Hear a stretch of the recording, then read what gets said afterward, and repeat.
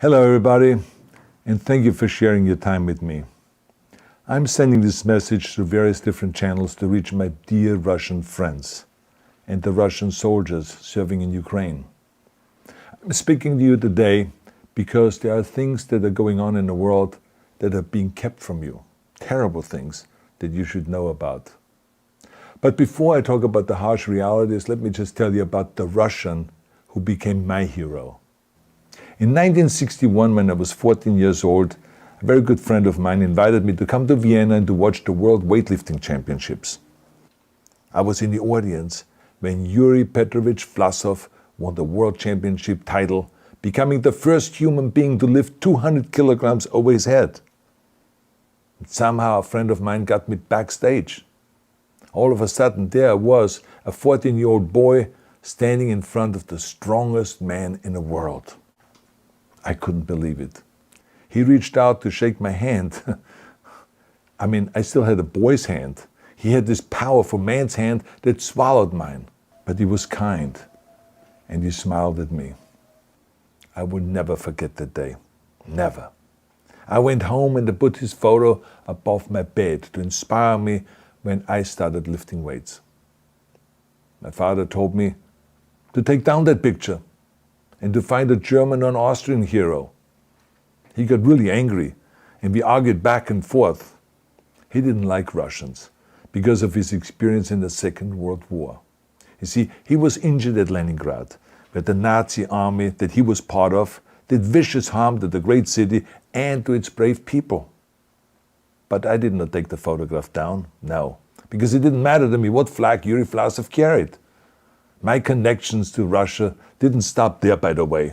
Oh, it actually deepened when I traveled there with bodybuilding and for my movies and met all my Russian fans. And on one of those trips, I remember, I met Yuri Vlasov once again. It was in Moscow during the filming of Red Heat, which was the first American movie allowed to film in Red Square. Now, he and I spent the whole day together. He was so thoughtful, so kind, and so smart, and, of course, very giving. He gave me this beautiful blue coffee cup. And ever since then, I've been drinking my coffee out of every morning. Now, the reason why I'm telling you all of those things is that ever since I was 14 years old, I've had nothing but affections and respect for the people of Russia. The strength and the heart of the Russian people have always inspired me. And that is why I hope that you will let me tell you the truth about the war in Ukraine and what is happening there. No one likes to hear something critical of the government, I understand that. But as a longtime friend of the Russian people, I hope that you will hear what I have to say.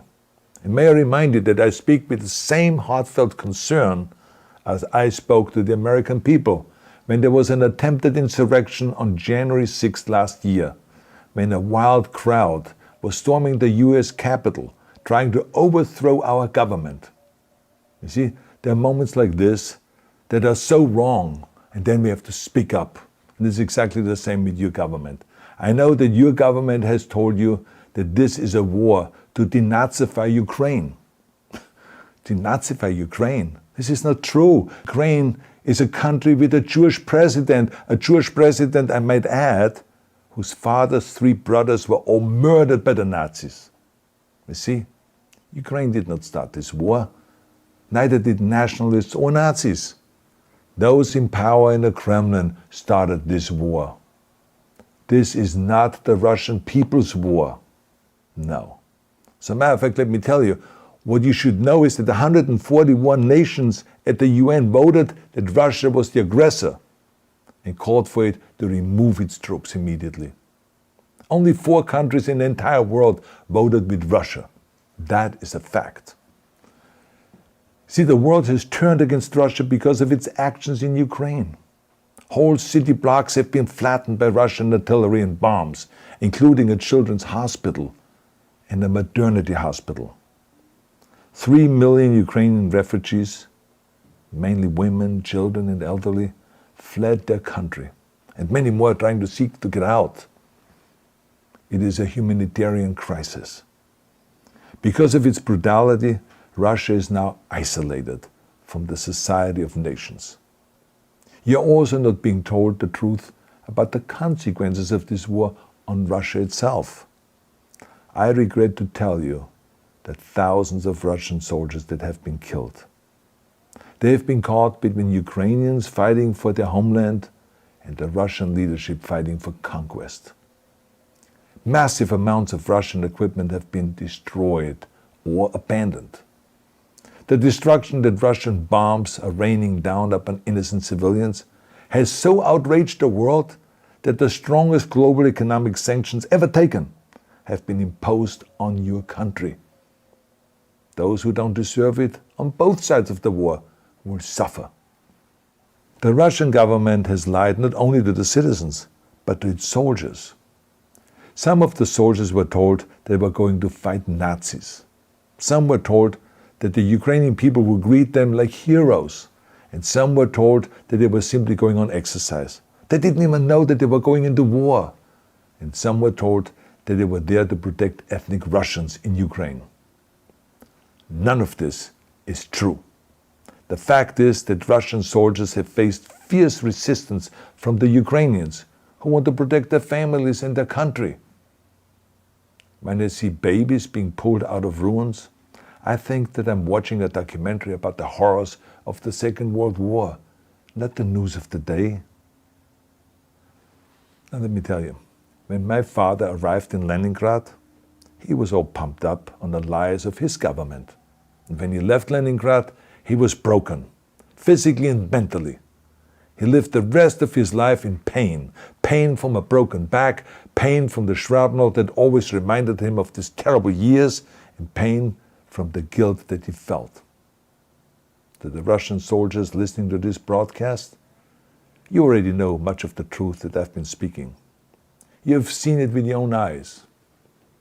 I don't want you to be broken like my father.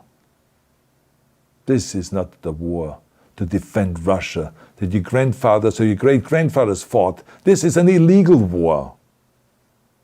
Your lives, your limbs, your futures are being sacrificed for a senseless war condemned by the entire world. Now, to those in power in the Kremlin, let me just ask you, why would you sacrifice those young men for your own ambitions?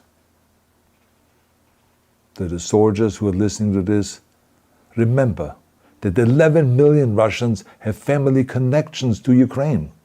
So every bullet you shoot a brother or a sister. Every bomb or every shell that falls is falling not on an enemy, but on a school, or a hospital, or a home. I know that the Russian people are not aware of such things are happening.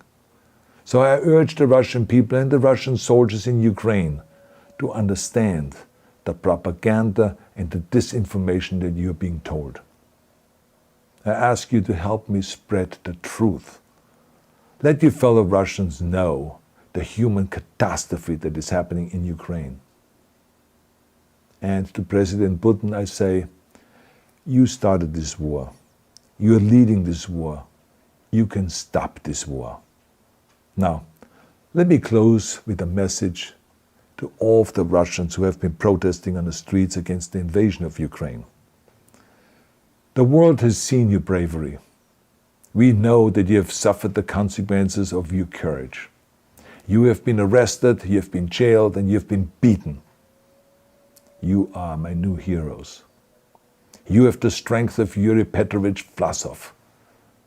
You have the true heart of Russia. My dear Russian friends, may God bless you all.